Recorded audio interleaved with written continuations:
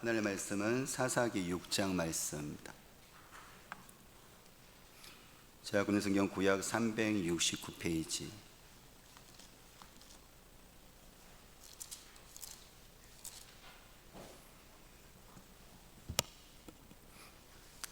사사기 6장 11절에서 24절까지요. 사사기 6장 11절에서 24절까지 저와 여러분들이 천천히 하나님의 말씀을 생각하면서 우리 같이 함께 하나님의 말씀을 같이 함께 우리 읽도록 하겠습니다.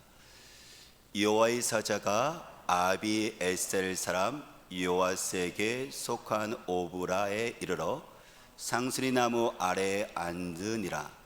마침 요아스의 아들 기드온이 미디안 사람에게 알리지 아니하여 밀을 포도주 틀에서 타작하더니 여호와의 사자가 기드온에게 나타나 이르되 큰 용사여 여호와께서 너와 함께 계시도다 하며 기드온이 그에게 대답하되 오 나의 주여 여호와께서 우리와 함께 계시면 어찌하여 이 모든 일이 우리에게 일어났나이까? 또 우리 조상들이 일찍이 우리에게 이르기를 여호와께서 우리를 애굽에서 올라오게 하신 것이 아니냐 한 그 모든 이적이 어디 있나이까? 이제 여호와께서 우리를 버리사 미디안의 손에 우리를 넘겨주셨나이다 하니 여호와께서 그를 향하여 이르시되 너는 가서 이 너의 힘으로 이스라엘 미디안의 손에서 구원하라. 내가 너를 보낸 것이 아니냐 하시니라. 그러나 기드온이 그에게 대답하되 오 주여 내가 무엇으로 이스라엘을 구원하리까?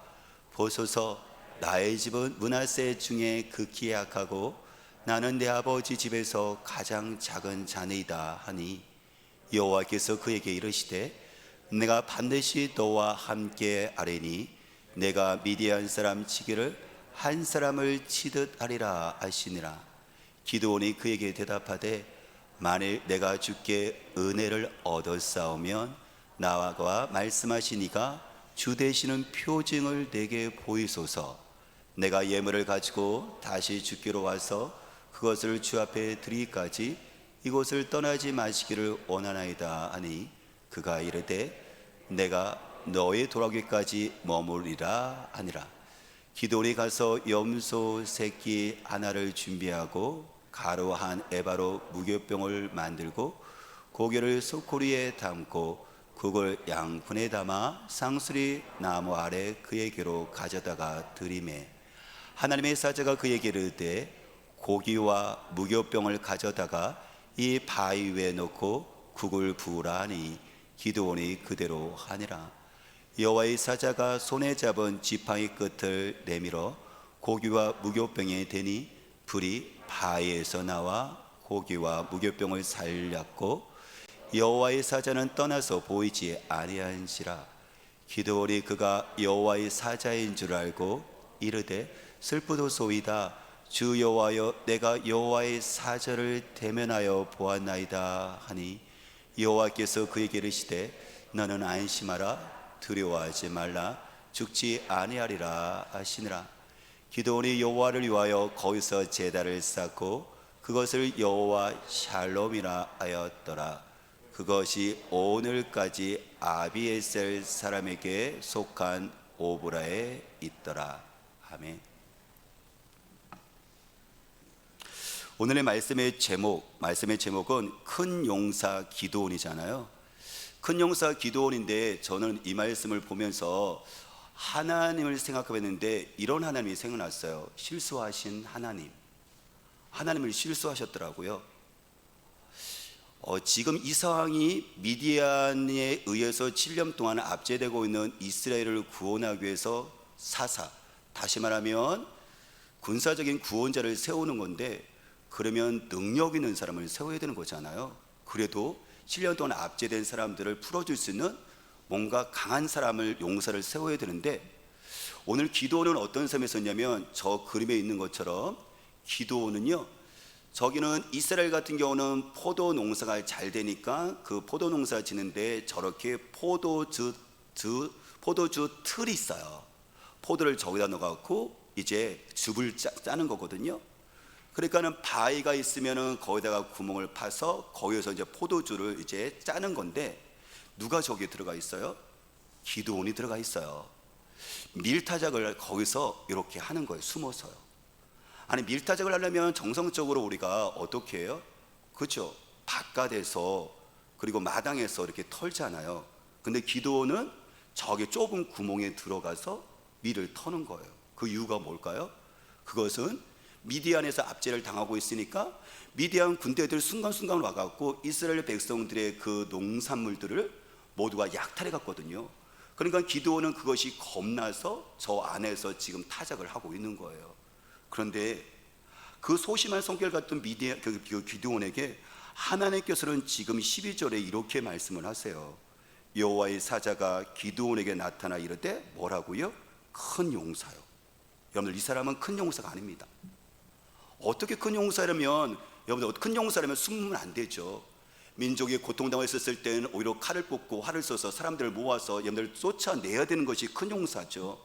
근데 이 사람은 그것에 전혀 상관없이 그야말로 자기의 생계를 위해서, 그것도 죽지 않으려고 겁먹으면서 타작을 하고 있던 사람이었는데, 하나님의 사자가 와가지고 하는 말이 뭐냐면 큰 용사여 라고 이야기를 하고 있어요. 그러면 하나님께서는 그것을 몰랐을까요? 숨어서 지내고 있는 그 기드온의 그 소심한 성격을 몰랐을까요? 아니에요. 하나님께서 큰 용사로 부르셨던 그 비결이 뭐냐면 그 뒤에 있는데, 큰 용사여 여호와께서 너와 함께 계시도다. 기드온이, 소심한 기드온이, 작은 기드온이 강하고 큰 용사가 될 수 있었던 것은 기드온에게 있었던 것이 아니었어요. 그건 누구에게 있었던 것이었죠? 바로 그것은 바로 하나님이 함께 했을 때 큰 용사가 될 수 있다라고 하나님께서 말씀하셨던 것이었어요. 하나님이 함께 하신다는 것이 어떤 의미가 있는 것일까요? 좀 쉽게 제가 알게 하기 위해서 제가 여기에 나무 젓가락을 갖고 왔어요. 금방 부러지죠. 그러면 하나님이 함께 한다는 것은 어떤 것을 이야기하는 거냐면요, 여기에 제가 못을 갖고 왔거든요. 그러면 이게 함께 하는 거죠. 이게 함께 하는 거죠. 그죠? 그래서 제가 이렇게 힘을 주더라도 이것이 부러지지 않는 이유가 뭐예요? 나무 젓가락에 있는 것이 아니라 쇠에 있는 거예요. 붙어있기 때문에 여러분들 나무가 버틸 뿐만 아니라 이 나무도 쇠처럼 강해질 수가 있는 거예요. 그래서 하나님께서는 지금 기드온에게 너와 내가 함께하기 때문에 너는 큰 용사가 될 수 있다라고 주께서 말씀을 하셨던 거죠. 14절 말씀 보면 기드온에게 이렇게 얘기를 했어요. 기드온아, 내가 너를 보낼 건데 미디안 군대에 의해서 우리 민족이 너희 민족의 7년 동안은 고통 가운데 있다. 그래서 그 부르짖음의 응답으로 내가 너를 보낸다. 너의 손으로 미디안에서 구원해 내라라고 이렇게 보내요. 그랬더니 기드온이 하나님께 이렇게 냉수적으로 답변을 해요. 15절 말씀인데요, 저와 여러분들이 같이 함께 볼까요? 15절 우리 같이 함께 읽어볼게요. 그러나 기드온이 그에게 대답하되 오 주여, 내가 무엇으로 이스라엘을 구원하리까? 보소서, 나의 집은 므낫세 중에 극히 약하고 나는 내 아버지 집에서 가장 작은 자니이다 하니 라고 이야기를 해요. 기드온을 지금 사사로 세우셨어요.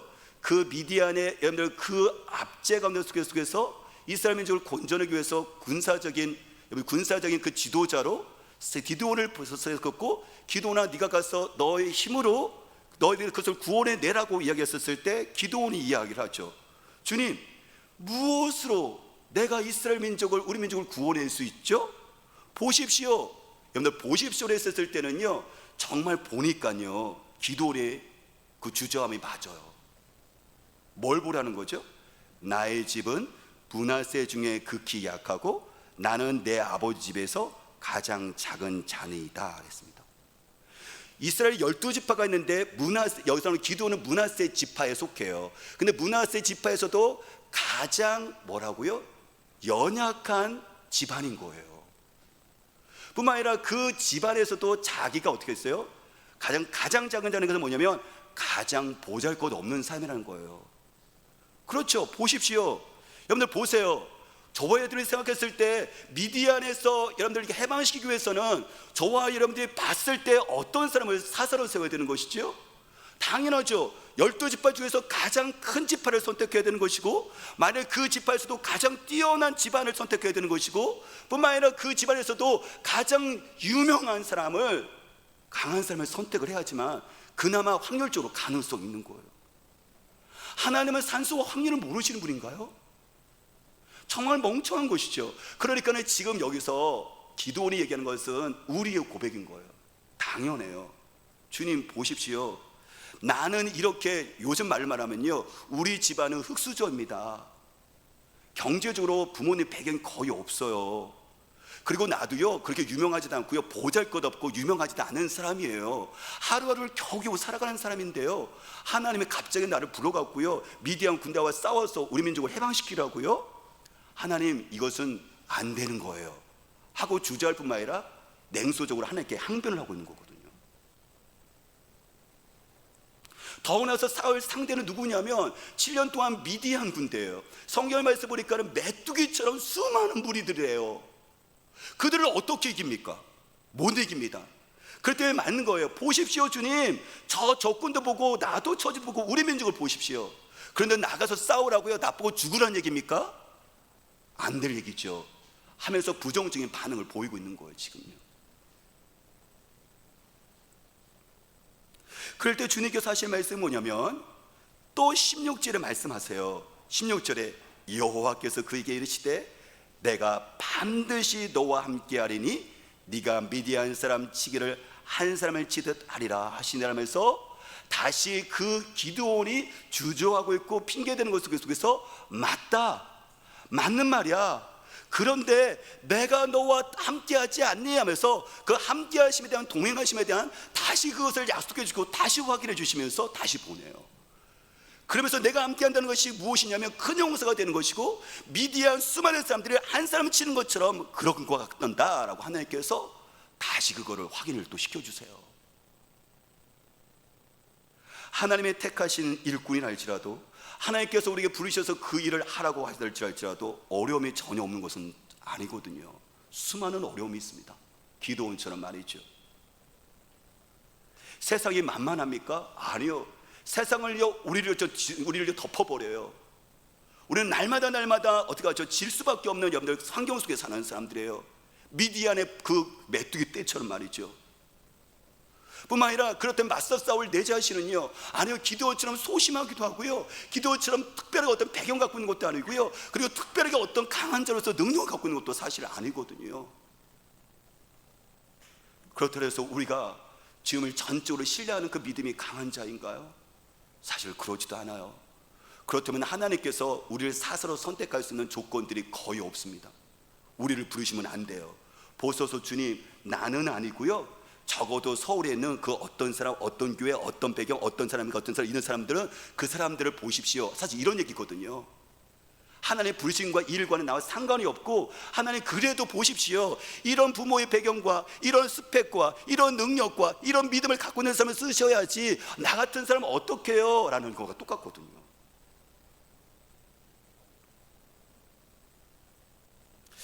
이렇게 이런 모습 속에서 주저할 수밖에 없는 기드온. 근데 하나님께서 하실 말씀이 뭐냐면 다시 그를 설득하세요. 내가 너와 함께 한단다. 그리고 내가 함께 할 뿐만 아니라 수많은 미디안 군대는 한 사람 치는 것처럼 될 수 있단다라고 다시 확인을 해주세요. 아무리 하찮은 사람이라 할지라도 하나님이 함께 하시면 그 약한 자가 강한 자가 되고 작은 자가 큰 자가 되는 거예요. 이게 하나님이 함께 하신다는 동행의 의미인 거죠.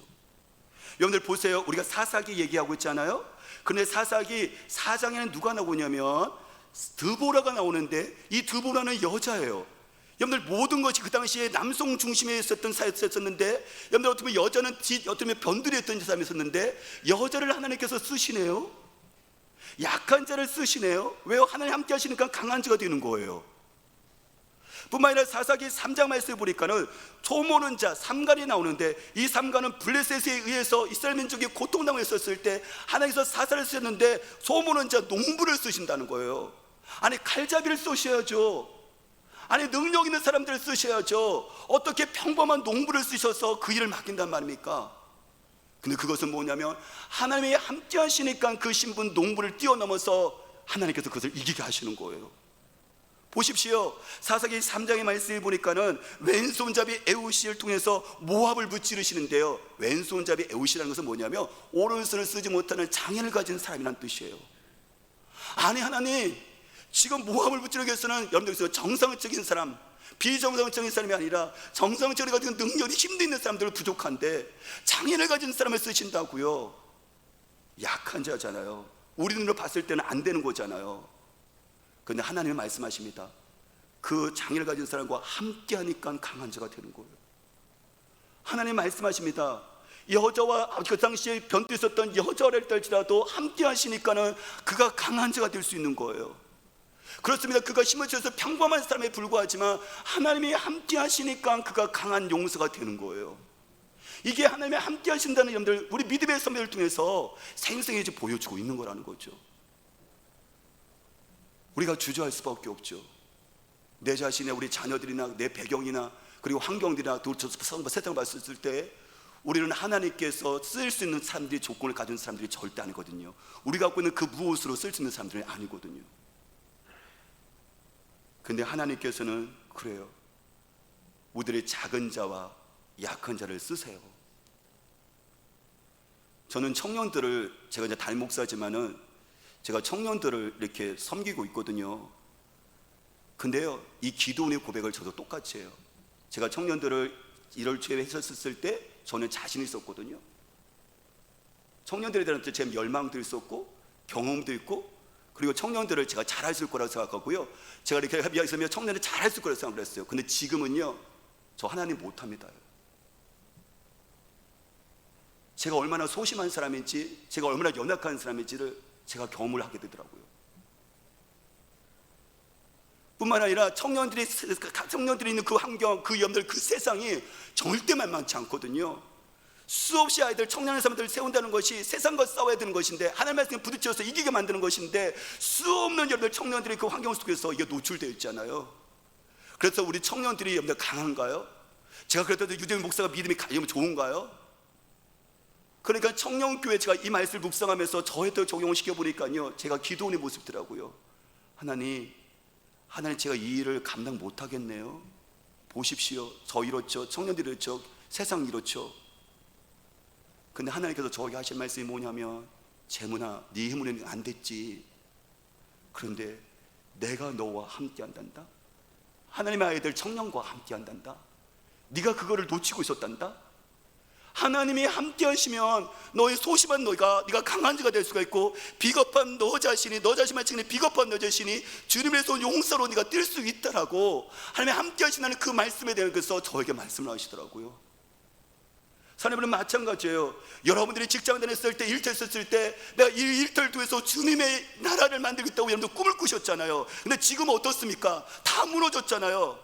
기도원처럼 숨어서 여러분들 밀착을 털어두고 있는 그런 소심한 삶으로 여러분들 삶의 직장이 바뀌었잖아요. 그 꿈은 어디서 사라진 겁니까?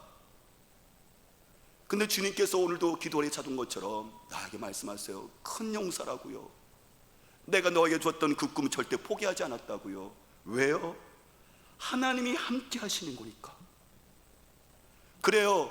여러분들 가족 구원하는데 처음에는 내가 믿으니까는 이 은혜를 가지고 해보겠다고 해서 뛰어들었죠. 그럼 내 남편이 돌아옵니까? 아내가 돌아옵니까? 자녀가 돌아옵니까?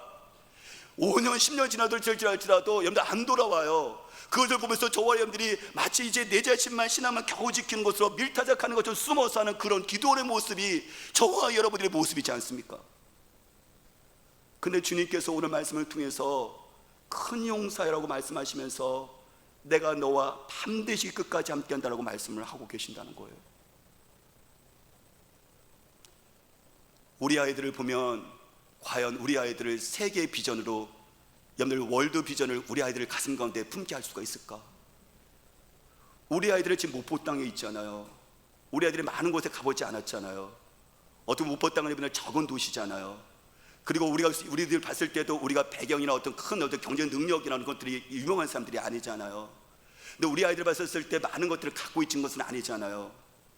그러면 여러분들 기도원 같은 우리 아이들이 과연 하나님께서 부르셨을 때 이 민족과 그리고 열방을 향해서 나갈 수 있는 우리 아이들이 과연 될 수 있을 거라고 저와 여러분들이 스스로 생각했을 때, 보십시오, 하나님 아닙니다, 우리 아이 아니고요, 저 서울에 있는 유명한 대학에 있는 부모의 빽을 가진 저 아이들이고요, 우리 아이들은 아닙니다라고 말은 하고 있지 않지만 내 마음속에 벌써 그거를 프레임으로 가둬놓고 있는 것이 우리의 모습 아닌가요? 아니라고요. 그래요, 맞아요, 맞습니다. 근데 우리가 한 가지 놓치는 게 있어요. 그게 뭐죠? 하나님이 함께 하신다는 사실이에요.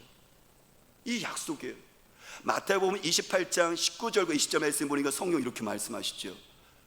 볼지어다 가라, 너희는 가서 모든 민족으로 제자를 삼으래요. 근데 그걸 누구한테 주신 말씀이냐면 예수님의 제자들에게 주셨던 말씀이에요. 지금이야 지금 믿는 우리 모두에게 적용시키고 있지만 그 당시에 예수님께서 부활하신 다음에 여러분들 도망 다녔었던 그 제자들 있죠. 숨었었던 제자들이 있었죠. 그렇죠? 그 제자들, 팔레스타인을 떠나본 적이 없었던 그 사람들, 그 촌사람들에게 주님께서 하시는 말씀이 뭔지 아십니까? 너희들이 가서 모든 민족으로 제자를 삼으래요. 그들 가슴 가운데 세계 비전을 품었게 만드세요. 아니 여러분들, 예수님이 지금 미친 겁니까? 그 촌사람에게요. 근데 주님께서 28장 20절 끝에 뭐라고 말씀하시냐면 볼지어다 내가 세상 끝날까지 너희와 함께 하시리라고 도장을 꽝 찍어 놓으세요. 이거예요. 열방을 품을 수 있었던 것은, 민족을 품을 수 있었던 것은, 그리고 우리가 지역을 품을 수 있었던 것은, 아니 주님께서 우리가 일터 가운데 속에서 여러분들 부르신 가운데 뜨거운 마음으로 우리가 주님께 헌신했었던 꿈을 꾸었던 것들은 여러분들의 손자와 손주를 통해서 하나님, 우리 아이들이 하나님께 예수 잘 믿고 잘 쓰임받았습니다 라고 기도했었던 것이 식었든지 모르겠지만 오늘 주님께서 그걸 회복시킨 것이 무엇이냐면 오늘 주님 말씀하십니다. 내가 너희 자녀와 함께 할 것이다. 내가 너희 손주와 함께 할 것이다. 현실은 분명히 아닌데 하나님의 이 약속을 통해서 그 붙잡은 사람들을 통해서 이루셨어요. 저는 저와 여러분들의 삶 가운데 속에서 오늘 기도원에게 얘기하는 얘기가 기도원을 끝나는 것이 아니라 바로 하나님께서 저와 여러분들 자녀와 우리 가족에 말씀하시는 것으로 내가 너희 가족과 자녀와 함께 하시는 말씀이 확실하게 성령을 통해서 붙들은 바 있는 우리가 되시기를 주의 이름으로 축복합니다. 13절 말씀 보니까 기도원이 하나님의 질문에 대해서 하나님과 이야기하면서 냉소적으로 반응을 해요. 정말 기분 나쁘게 해요. 하나님 그렇다고요? 하나님 마치 조롱하는 것처럼요. 13절 말씀 같이 읽어볼까요? 우리 13절 읽어볼게요.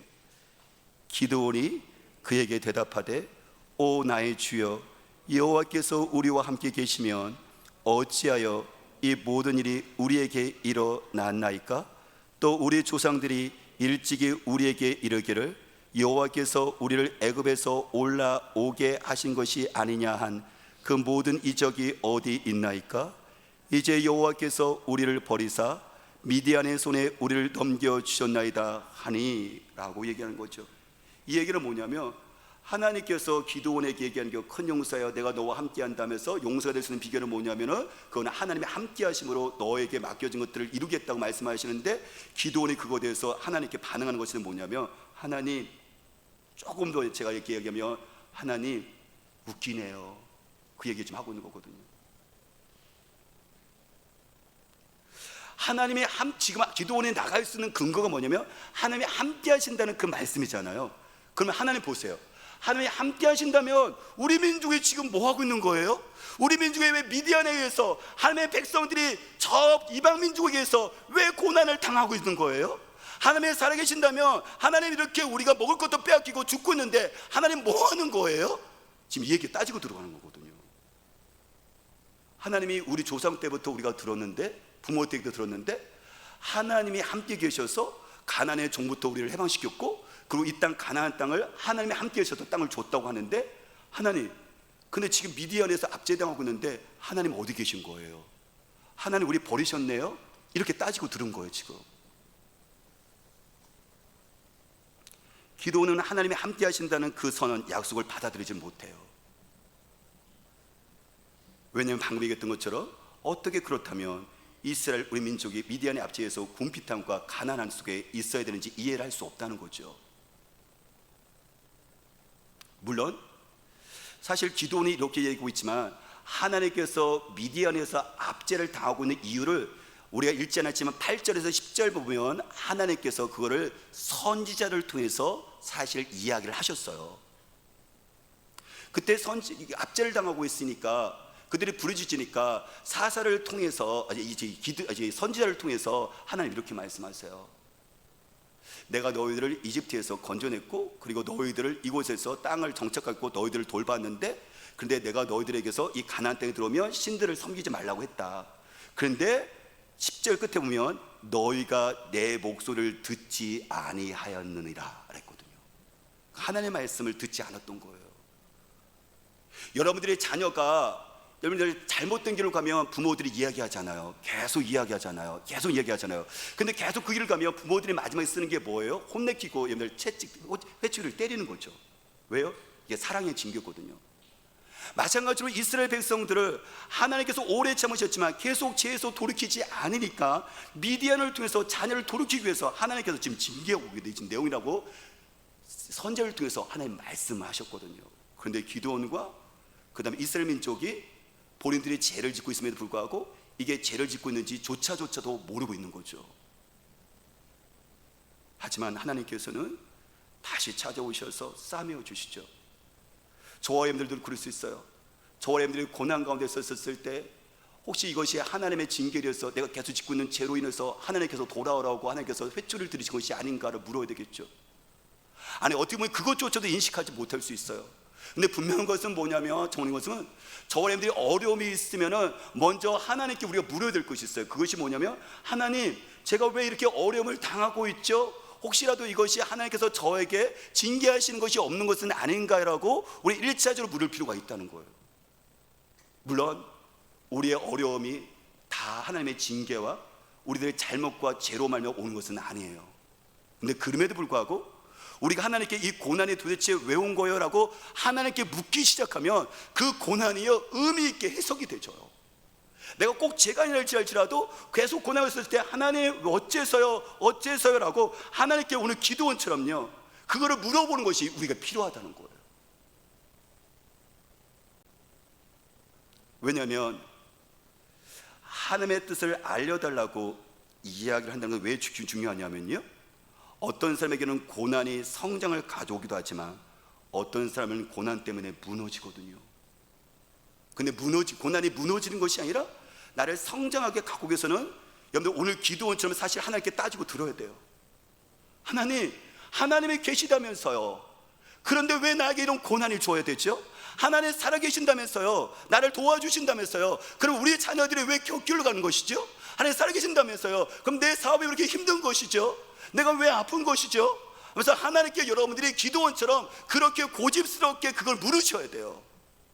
아니, 물론 몇몇 사람이야 금방 좀 힘이 있거나 믿음이 강한 사람은 뭐 하나님에 의해서 이렇게 이것이 세워질 수 있지만, 저를 비롯해 대부분의 사람들은 기도원의 과정을 사실 거쳐요. 이해가 안 되거든요. 그럴 때 물어야 돼요. 기도원처럼 하나님께 질문 던져야 돼요. 왜 살아계신다면서 왜 나에게 이런 고난 주셔요? 왜 이렇게 힘들게 하시는 거예요? 그러면 아까 말한 것처럼 이런 질문을 던졌을 때는요, 고난 때문에 무너지는 것이 아니라 고난 때문에 이게 다시 세워질 수 있거든요. 왜냐하면 하나님과 씨름하는 것 속에서, 하나님과 싸우는 속에서 하나님께서 그거를 의미 있게 재해석하게 만들어줘요. 이게 사실 웅구리 인간이 버틸 수 있는 것은 뭔지 아세요? 왜 나에게 이런 고난이 있는가는 의미와 뜻을 발견하면요, 이거 이겨나가거든요. 윤만호라는 회장인이 있었는데요, 그분은 전에 산업은행 부행장을 지내셨어요. 근데 그분의 간증에 이런 것이 있어요. 그가 3살 때 소아마비를 알았고 내막염을 알았기 때문에 한쪽 다리가 불편한 거예요. 어렸을 때부터. 근데 그가 이렇게 간증을 하고 고백을 해요. 장애가 하나님의 선물이었습니다. 여러분들, 이 고백이요 그냥 나온 게 아니에요. 기도원처럼 하나님과 씨름했던 고백이에요. 그가 얘기합니다. 내가 비로소 어른이 되어야지만 이 장애가 선물인 것을 알았대요. 내가 약했을 때 이게 강한 것이다. 약했을 때 하나님을 의지했었고, 약했기 때문에 하나님께서 함께한다는 것을 의미 알았었고, 약했기 때문에 하나님과 전쟁하고 싸우는 것을 의미 알았고, 그래서 강하게 되었다고 했거든요. 그러니까 이 얘기는 뭐냐면, 그분도 어렸을 때부터 소아마비에 장애났기 때문에 하나님께 물었다는 거예요. 하나님, 어째서 나에게 태어날 때부터 이런 장애를 갖게 했죠? 하나님, 나에게 왜 이런 시련을 주시는 거죠? 하나님, 이러시면 안 되는 거잖아요 라고 하나님께 대들고 따지고 물었던 것들이, 이게 수많은 그 시절이 쌓였기 때문에 장애가 하나님의 선물이라는 이 고백과 신앙 고백이 나올 수 있었던 거예요. 기드온이 지금 하나님께 따지고 들잖아요. 저는 이것이 기드온이 지금 이게 그가 논리적이기 때문에, 방금 이게 핑계대기 때문에 이것을 따지고 들었다고 생각하지는 않아요. 저는 미디안이 7년 동안에 얍제를 당했잖아요. 저는 기드온이 적어도 몇 년 동안에 이것 때문에 씨름했다고 생각해요. 그 고민을, 그 번민을 하나님께 얘기하는 거예요. 사랑하는 여러분, 여러분들 개인적인 삶과 속에서 우리에게 왜 시련이 없겠어요? 여러분들이 그것이 사업이든, 그것이 여러분들의 장애든, 여러분들의 자녀든, 내 자신의 어떤 불확실한 어떤 많은 것들이, 우리에게 수많은 것들이 우리에게 있죠. 심지어 하나님께서는 그것 가운데서도 나에게 하나님의 일을 하고 부르셨을 때는 이 수많은 장애와 담이 있는데 어떻게 가능합니까? 그래서 하나님께서 나와 함께 하신다고 했었을 때도, 그러면 이거 가지고 따지고 들어야 되는 거죠. 하나님, 왜 그러면 나에게 이런 아픔이 있어야 되고, 고통이 있어야 되고, 하나님, 내가 진짜 이것 때문에 하나님 원망스럽기도 하고, 하나님이 내가 하나님께도 화가 나기도 합니다. 근데 하나님께서 이것을 지책하거나 하나님께서 이것을 정죄하지 않고 책망하지 않으세요. 그것을 어떻게 하죠? 싸매시면서 그걸 안아주시면서 하나님께서 뜻을 가르쳐주시면서 하나님께서 결국 하나님의 뜻을 이루어 나가세요.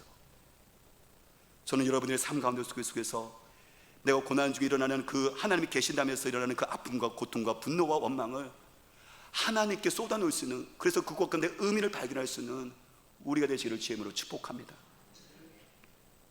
그러자 기드온이 17절에 또 이렇게 얘기를 해요. 17절 우리 같이 읽어볼까요? 17절에 기드온이 그에게 대답하되, 만일 내가 주께 은혜를 얻었사오면 나와 말씀하신 이가 주 되시는 표징을 내게 보이소서 하고요. 기드온이 지금 얘기하는 거예요. 못 가요, 안 돼요, 큰 용사 웃기지 마세요, 우리 민족 보세요, 내가 지금 처지 보세요, 나 작은 자고 저 세력 너무 많고요, 함께 하셨다는 하나님 역사롭게 한다는데 지금 현실이 뭐예요? 근데 하나님이 함께 하신다 계속 얘기를 하거든요. 그랬더니 이제 기드온이 이제 뭐라고 얘기냐면, 하나님 함께 하신다고요? 나를 통해서 그럼 보냈다고요? 사사를 세웠다고요? 그러면 하나님 그 말씀하신 거 사실인지 표징을 보여주세요. 이게 뭐냐면 겉으로 확실하게 눈으로 보이는 증거를 보여달라는 거예요. 아니, 이 정도면 사실 하나님이랄지라도 자존심이 상할 텐데, 하나님은요 사실 시험하는 것은 좋아하지 않으세요. 그렇지만은 시험을 허용을 하세요. 그 이유가 뭘까요? 기드온의 기드온이 하나님께 표징을 보여달라는 그 마음의 중심의 동기가 뭔지를 아시거든요.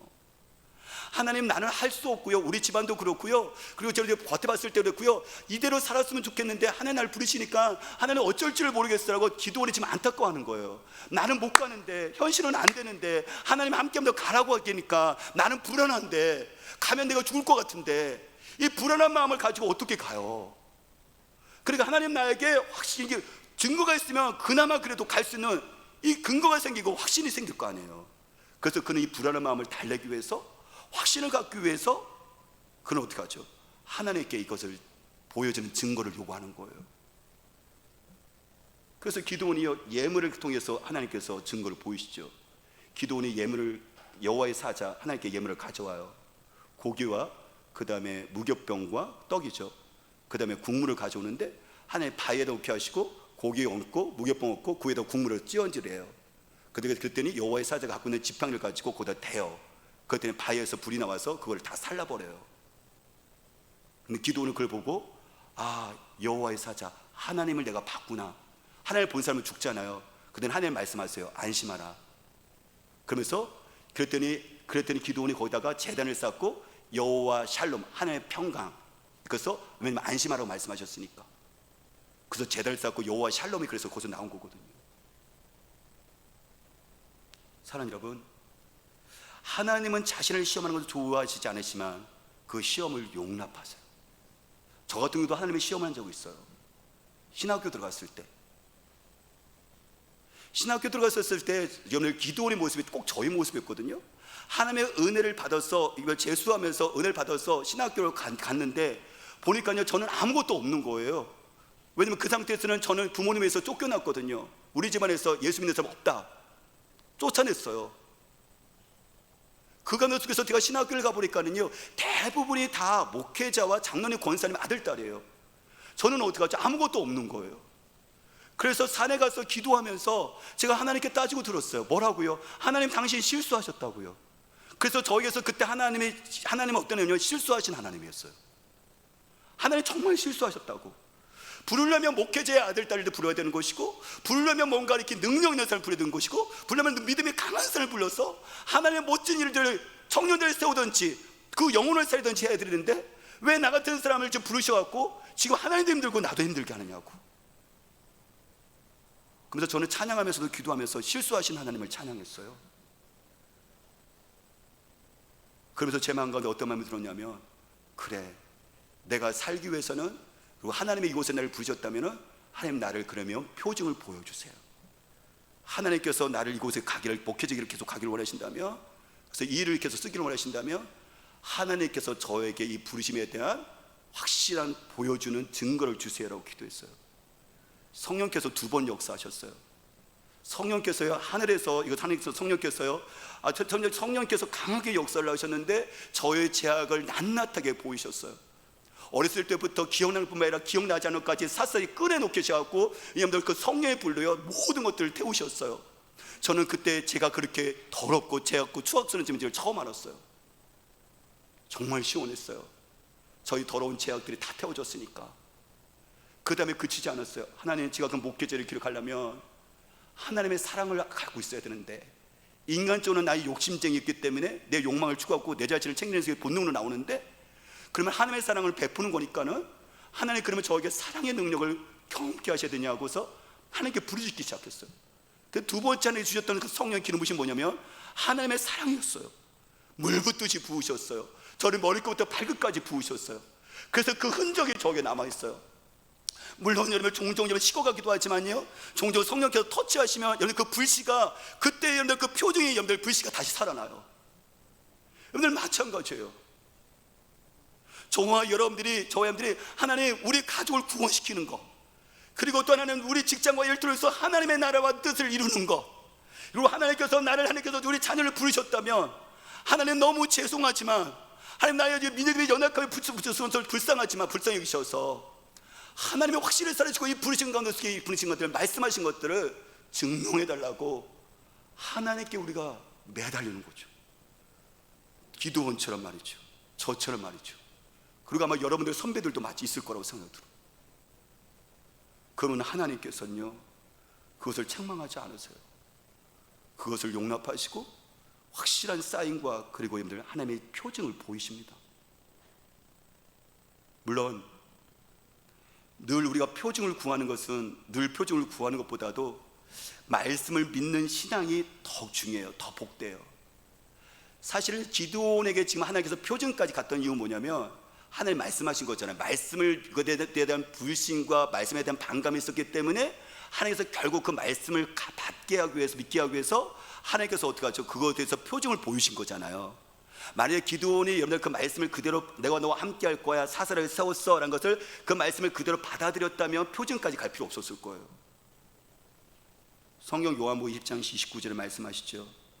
예수님께서 도마에게 말씀하셨어요. 너는 나를 보았으므로 믿느냐? 나를 보지 않고도 믿는 사람이 복이 있다고요. 그래요. 하나님의 말씀 때문에 우리가 표징을 보여주시는 거죠. 그렇기 때문에 성령을 통해서 내가 말씀이 확신되어지고 말씀이 확실하게 도장지켜지면 사실 표징까지 갈 필요는 없는 거죠. 오늘 성경을 말씀하죠. 하나님은 말씀을 반드시 이루어지게 하십니다. 그리고 하나님께서는 그 말씀이 1.1억도 그냥 사라지지 않고 반드시 그 말씀들을 이루어 주십니다. 민수기 23장 19절에 말씀하시죠. 하나님은 사람이 아니시니 거짓말을 하지 아니하시고 인생이 아니시니 후회가 없으시도다. 어찌 그 말씀하신 바를 행하지 않으시며 하신 말씀을 실행하지 않으시랴. 그래요. 하나님은요, 인간과 달라서 거짓말하지 않습니다. 한 것에 대해서 후회하지 않습니다. 말씀하셨으면 반드시 지키시고 약속한 것은 반드시 이루시는 분이세요. 사랑하는 여러분, 마찬가지로 오늘 주님께서 말씀하십니다. 기드온에게 주께서 말씀하세요. 큰 용사여 기드온아 라고 말씀하십니다. 오늘 주님께서는 저에게 말씀하십니다. 큰 용사여 제문하라고 말씀하십니다. 오늘 주님께서는 말씀하십니다. 큰 용사여 파도야 라고 말씀하십니다. 마찬가지로 주님께서는 여러분들의 자녀 이름을 부르면서 큰 용사라고 말씀하십니다. 근데 그 이유가 어디 있습니까? 하나님이 함께 하시기 때문에 그렇습니다. 기도원과 함께 하셨던 그 하나님께서 동일하게, 하나님이 동일하게 우리 자녀와 함께 하시기 때문에 우리 자녀들은 큰 용사며 다음 세대들은 큰 용사며 그리고 세상을 주님의 뜻 가운데서 이루실 하나님의 군대인 것입니다. 저와 여러분들의 삶 가운데 속에서 큰 용사여 기도는 부르는 속에서 저와 여러분들이 다시 한번 하나님의 함께 하심으로 말미암아 여러분들 자녀들도 그 믿음으로 바라보고 우리 다음 세대와 주변의 사람들도 심지어 여러분들의 그 꿈도 이 속에서 바라보고 우리 주님과 같이 함께하는 놀라운 축복이 함께 하시기를 주의 이름으로 부탁을 드립니다. 같이 기도하겠습니다.